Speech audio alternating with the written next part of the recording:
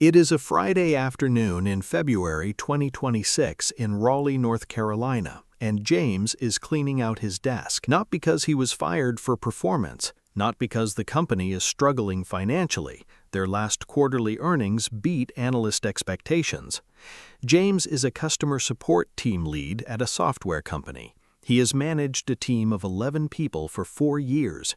His performance reviews have been consistently strong, and this morning his manager called him into a conference room and told him the company was restructuring its support function around an AI agent platform, the same kind Salesforce's CEO publicly described as allowing his company to reduce its support team from 9,000 to 5,000 people. James's role and the roles of 7 people on his team no longer exist as of the end of the month.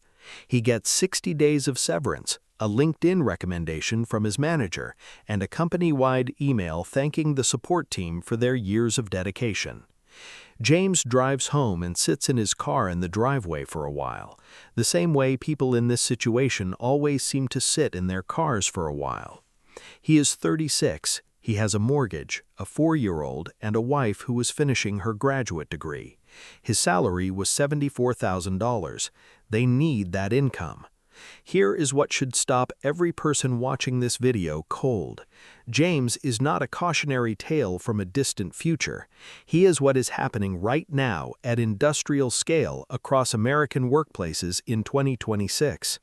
Through June 2026, AI has been cited in over 101,000 U.S. job cuts, nearly double everything attributed to AI in all of 2025. For the first time in documented history, AI became the #1 most cited reason for workforce reductions in March 2026, according to Challenger, Gray, and Christmas data. Salesforce, Amazon, Oracle, Meta, Google. The companies making these cuts are not struggling. They are profitable, growing, and explicitly redirecting the money saved on labor toward AI infrastructure investment. And Gallup's most recent workforce data found that 62% of workers who had been laid off were non-users of AI, people who used it once per year or less, meaning the workers being displaced are disproportionately the ones who never engaged with the technology that replaced them. James was in that category. But here is the other half of the story, the half the layoff headlines never reach.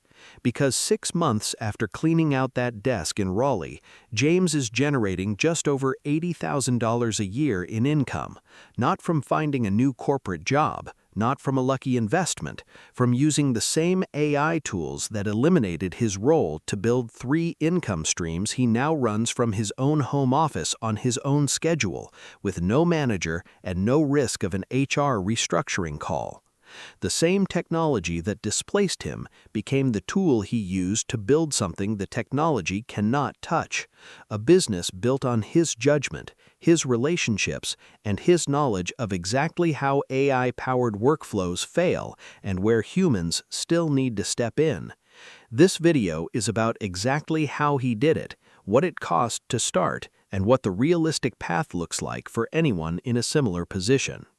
If you're new here, hit that subscribe button right now, because every single week we dig into exactly this, the financial strategies that actually work for real people navigating real disruption.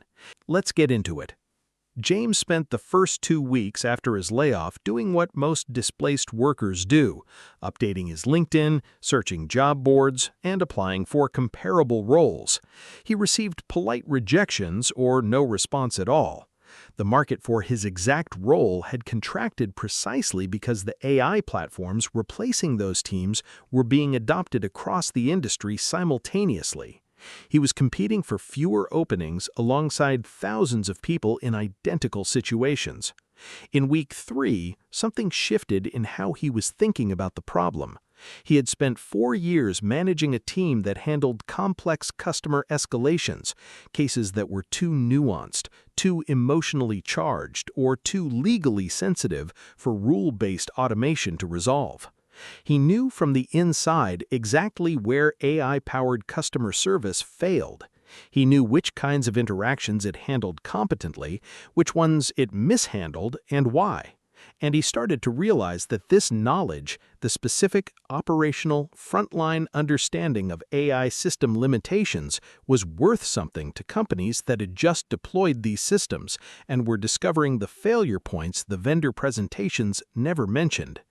He started reaching out to former professional contacts at mid-size companies, not enterprise, not startups, companies large enough to have deployed AI support tools, but small enough not to have a dedicated AI operations team. His pitch was direct.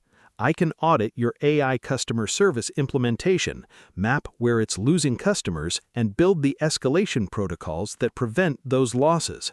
His first client paid him $3,500 for a 2-week engagement.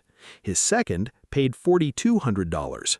By month 3, he had 4 clients on retainer at $1,500 per month each, $6,000 per month in recurring income from companies that had automated away jobs like his, but still needed someone who understood the gap between what the AI claimed to do and what it actually did.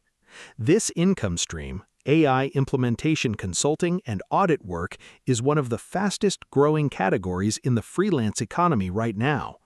IBM's own experience illustrates the scale of this gap perfectly.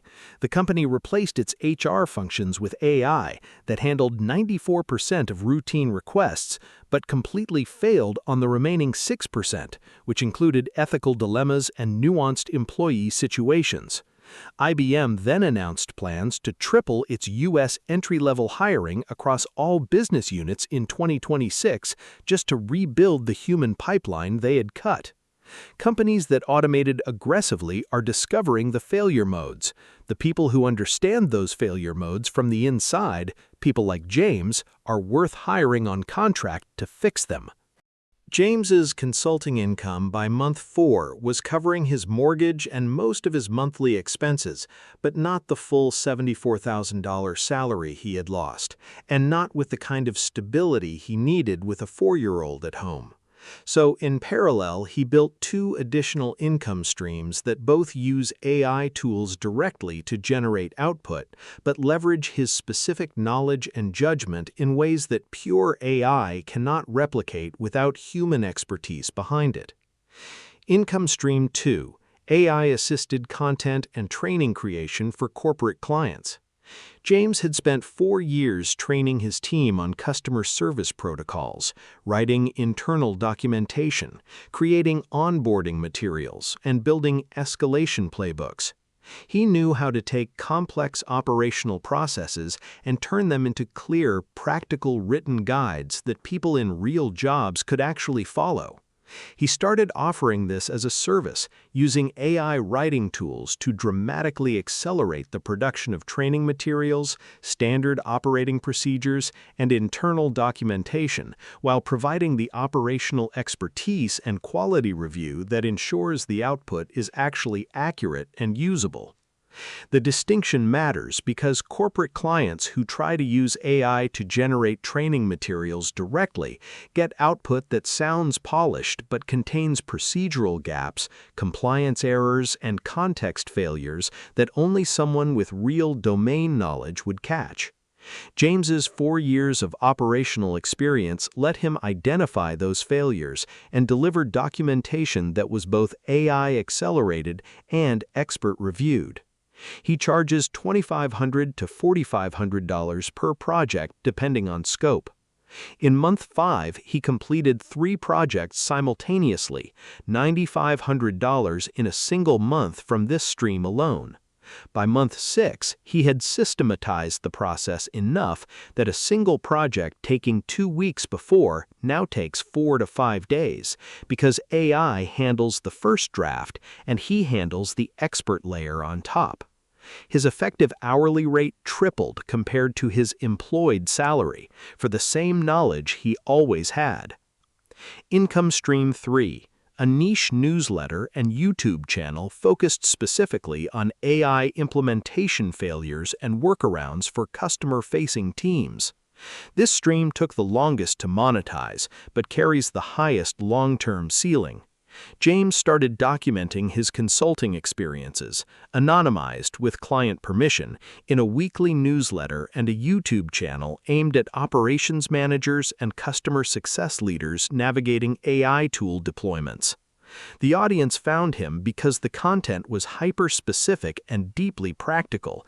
Not "here's why AI is amazing," but "here's the specific scenario where AI support tools fail, and here's exactly what you do about it." By month 6, the newsletter had 3,400 subscribers, a small audience by general creator standards, but a highly targeted professional readership that pays serious attention to recommendations. The YouTube channel had 2,100 subscribers, with an above-average view-through rate. Combined, these produced approximately $1,200 a month in sponsorship and affiliate income in month 6, modest but growing and entirely passive once the content was produced. The three streams together by the end of month 6, consulting retainers at $6,000 a month, project work averaging $5,500 a month, content income at $1,200 a month, $12,700 total. Annualized conservatively, accounting for slower months, unpaid gaps, and business expenses, $80,000 to $95,000 a year. James's path from layoff to $80,000 plus is not presented here as a template that replicates automatically for everyone. It is presented because it illustrates a principle that the most financially resilient workers in the AI economy have already internalized. The principle that the most durable income is built at the intersection of AI capability and human expertise, not on one side of that line alone. The workers being displaced right now are disproportionately the ones who used AI 0 times per year. The workers maintaining job security and building new income are the ones who developed a functional, hands-on relationship with the tools, enough to understand what they do well and where they fail. That hands-on operational knowledge is what James turned into a consulting practice, and you can only develop it by using the tools enough to find the edges where they break down. Step 2. Identify the specific knowledge you have that AI cannot reliably replicate. Not general knowledge that AI has been trained on, your specific operational knowledge of your industry, your clients, your workflows, and the failure modes that only show up in real practice. That specific knowledge is the raw material of the consulting and content income streams James built from nothing in 6 months. Step 3. Begin building one professional asset outside your current employer this quarter: a newsletter, a LinkedIn content practice, a portfolio of documented projects, a single consulting engagement with a former contact, not to immediately replace your income, but to begin building the professional equity that becomes an income stream if displacement arrives. The goal is to be building before you need it, not starting from zero the day after the HR call. Gallup's 2026 workforce data found that the share of U.S. employees reporting layoffs at their company held at around 21% in the first quarter of 2026, meaning 1 in 5 American workers was already watching colleagues lose their jobs. The economy is not punishing people for existing. It is rewarding people who understand the tools and penalizing people who don't, and the gap between those two groups is widening every quarter. James cleaned out his desk in February. By August, he told his wife something he hadn't planned to say when he drove home from that last day at the office. He said the layoff was the worst thing that happened to him professionally, and the best thing that happened to his financial life. The technology that displaced him became the infrastructure of the business he would not have built if he still had the job. That is not a guaranteed outcome, but it is a real one, and the path to it starts with using the tools before the layoff, not after.